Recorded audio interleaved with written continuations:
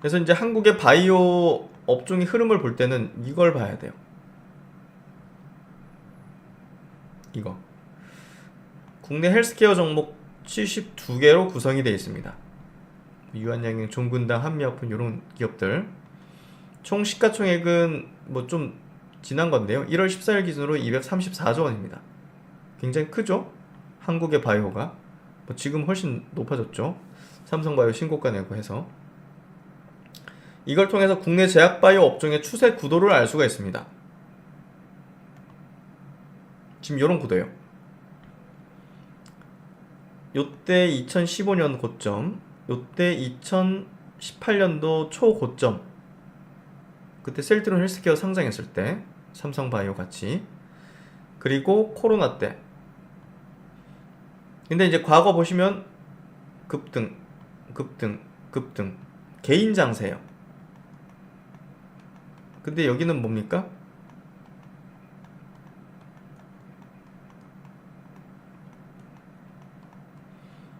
개인 장세 때는 중소형, 기대감이 그냥 높은 그냥 그런 종목들이 급등. 기관 외국인들 메이저 주체들 큰손들이 주도하는 바이오 장세는 핵심, 명분 핵심적인 우르 다 같이 상승하죠.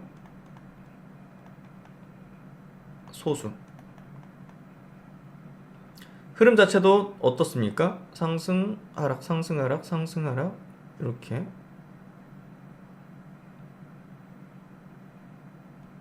그렇죠? 이런 흐름으로 갈 겁니다. 이런 흐름으로 가게 될 겁니다. 그래서 이런 흐름에 부합되는, 그러니까 올라가는 지금 이 종목들의 특징이 있잖아요. 그 특징에 부합되는 종목들이 이런 식으로 움직입니다. 그래서 작년 9월달, 10월달 단기 고점 형성하고 조정받다가 최근에 이제 중장기 이평선들을 보통 지지하고 다시, 그러니까 여기서 좀 보수적인 의견을 드렸죠. 제가 여기 단기 바닥 형성하는 거 말씀을 드렸고요. 몇 개월 정도, 한 3개월 정도 조정을 받은 거죠. 이게 6개월 조정받아 버리면 늘어집니다. 그래서 상승해 나갈 폭이 줄어들 수 있어요. 왜냐하면 기간이 길어질수록 매물화되는 것들이 많아지니까. 3개월 만에 했다는 거는 아주 베스트하게 한 겁니다. 그냥 개인들 물량이 큰 손으로 넘어가는 또 다른 매집기였다. 그러면 이 매집기를 지나고서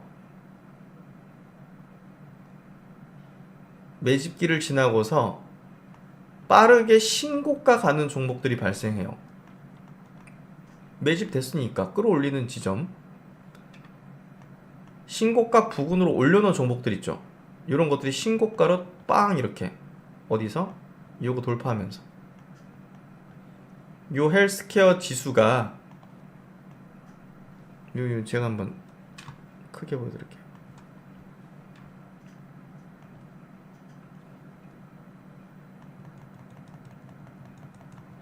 헬스케어 지수가 보시면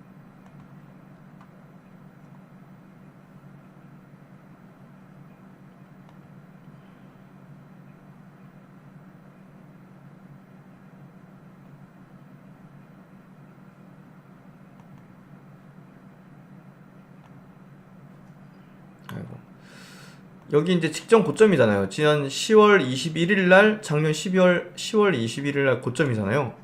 근데 지금 고점에 다다르고 있죠. 근데 이 고점을 돌파하는 거를 무슨 종목이 만들어낼 거예요. 지금 삼성바이오로직스 이 업종 지수를 직전 고점을 돌파시키는 흐름은 덩치 큰 종목이 만들어내는 거예요. 그리고 그 덩치 큰 기업이 역사적 신고가여야 돼요. 그래야지 시세 연속성이 강해요. 매물이 아니기 때문에. 그러니까 SK바이오팜이나 셀트리온은 좋은 종목인데 이거를 돌파시키는 주도력을 보인 게 아니에요. 왜냐? 위에 매물이 있기 때문에. 역사적 신고가 아니잖아요. 셀트리온 여기서 올라가도 역사적 신고가 아니잖아요. 삼성바이오는 여기서 올라가 매물이 없어요. 연속 상승을 낼 확률이 높아요. 그리고 또 누가 있죠? 알테오젠, 리가캠, 유한양행.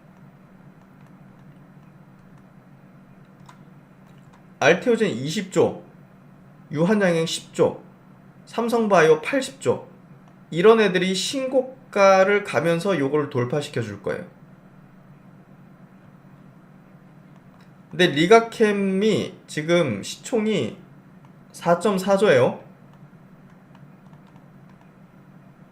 근데 리가캠이 이번에 이게 5조, 6조 올라오잖아요. 시총이. 이번에 신고가 돌파하면 5, 6조가 되는 거거든요. 그러면 어떻게 됩니까? 6조 이상 시총이 되면 MSCI 지수 편입에 대한 기대감으로 수급이 유입돼요. 기관이 그냥 사들이는, 아니, 외국인이 사들이죠. 패시브한 수급이. 그러면 이제 어떻게 됩니까? 레인보우 로보틱스처럼 급등하는 거예요. 패시브한 수급이 들어오니까. 레인보우 로보틱스처럼 올라가는 거예요. 그러니까 지금 요 돌파시키는 거를 이 시나리오를 잘 들으셔야 돼요. 이해하셔야 돼요.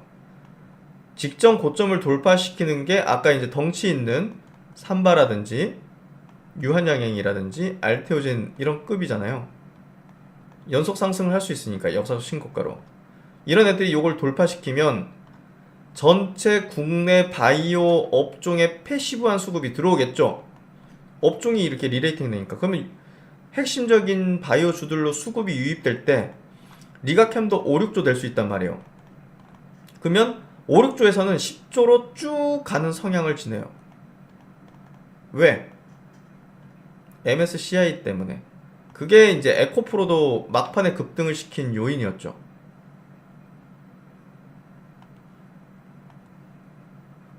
레인보우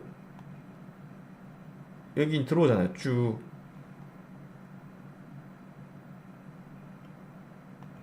리가캠이 지금 그 직전에 있는 겁니다. 지금 유한양행도 이제 조금만 올라가면 한방 튀면 그냥 급등이죠. 펩트론도 2조 4천억이에요.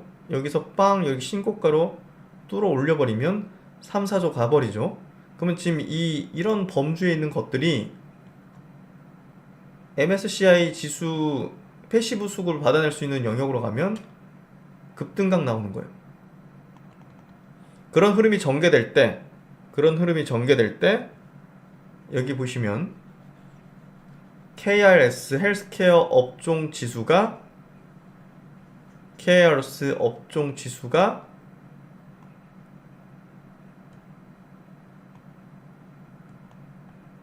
직전 고점권까지 가는 겁니다.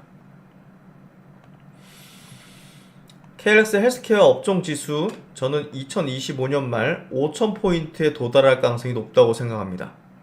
현재 지수 대비해서 약 30% 정도 상승, 시가총액이 한 70조 정도 상승.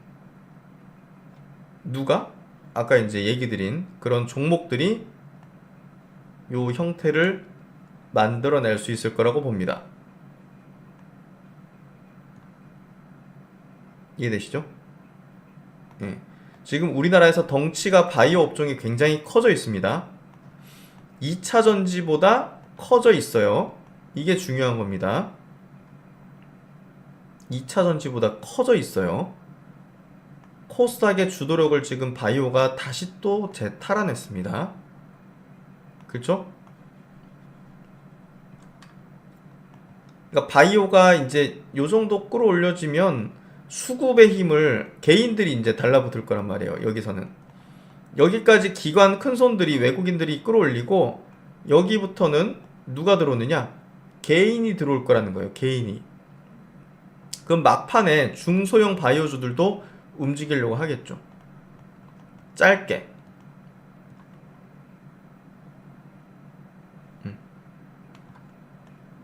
그러면 중소형 쪽에서도 매력도 높은 거 뭐냐? 제가 지난 시간에 1월 달에 큐로셀 얘기 드렸죠? 올리스 같은 것도 이제 그런 범주가 들어갔던 거고, 제가 이제 그렇게 될 줄은 몰랐지만, 큐로셀 같은 기업들도 중소형이지만 그런 식으로 전개될 수 있는 후보군인 거죠. 중소형 주들이 한 1조까지 가는 수준, 1조, 1조 2천억 이렇게 가는 수준, 그런 것들이 괜찮은 바이오 조그만 기업들 중에서 나타날 겁니다. 이런 구간대에서. 왜냐? 개인이 들어올 때는 알트회전 50만원, 60만원 가 있는데 개인이 뭐 어떻게 삽니까? 삼성바이오로직스가 나중에 한 150만원 됐는데 개인이 어떻게 사요? 못 사죠. 저 밑에 있는 1, 2만원짜리라든지 시총이 한 3천억짜리 내외 정도 되는 것들 막 살려고 하겠죠. 그 중에서 유망한 것들이 뭐냐? 미리 이제 찍어두고 있으면 되죠.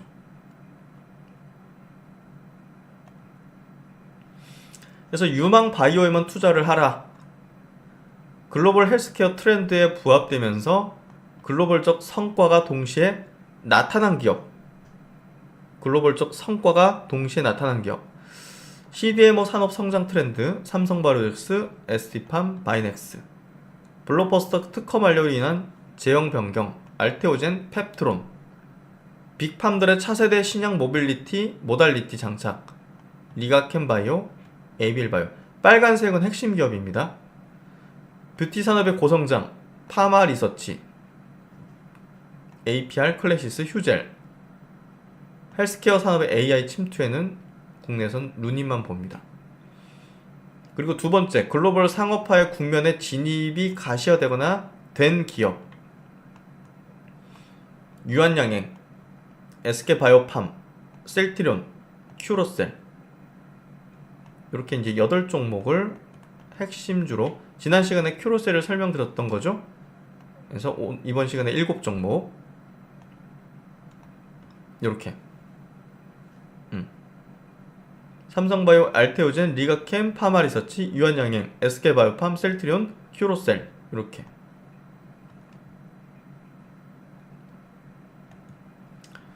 과거 바이오 장세하고 다른 점은 그동안 무차별적으로 바이오 장세가 펼쳐졌던 것과는 다르게 진짜들만 오르는 장세로 변화했다는 거죠.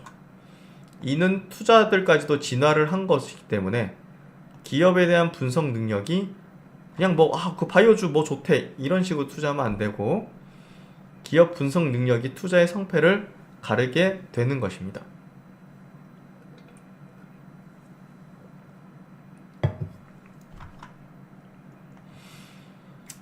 올해 주목할 모멘텀,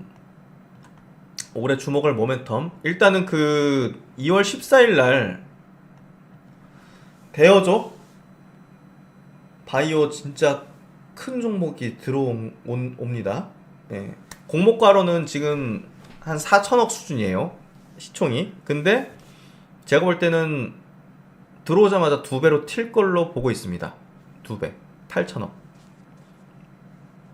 리가켄바이오 피어 그룹이죠.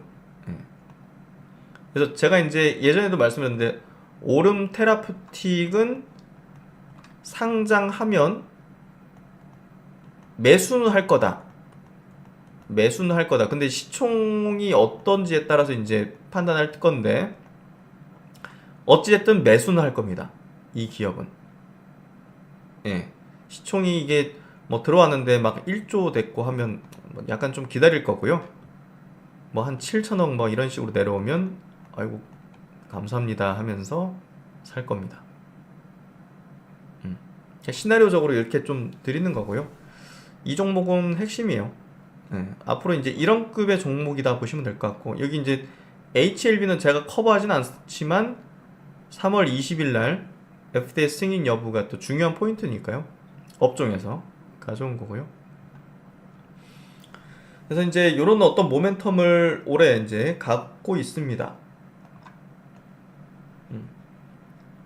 알테오젠이 1분기 키트루다 SC 허가 신청과 함께 또 삼상 데이터 학회 발표하고, 상반기 중에 지금 빅파마 쪽에 계약이 한 2건 정도 될 걸로 예상이 되고 있고요.